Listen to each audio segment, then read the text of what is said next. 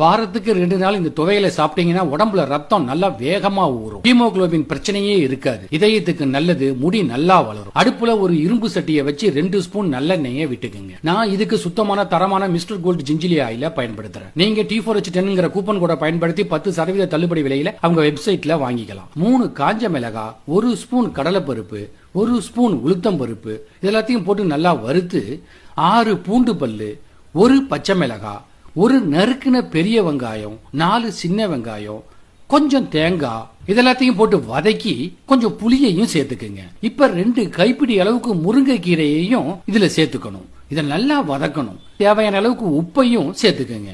ஆறுனா ஒண்ணா எல்லாத்தையும் ஒரு மிக்சி ஜார்ல போட்டு கொஞ்சம் தண்ணியை சேர்த்து கொரகொரப்பா அரைச்சுக்கங்க. அரைச்சதுக்கு அப்புறம் கடுகு சீரகத்தை தாளிச்சு இதுல சேர்த்துக்குங்க. இந்த முருங்கை துவையில சாதத்துல போட்டு பிசைஞ்சு சாப்பிடலாம். இட்லி தோசைக்கு தொட்டுக்கிறதுக்கும் பயன்படுத்தலாம். ரொம்ப சுவையாகவும் ஆரோக்கியமாகவும் இருக்கும்.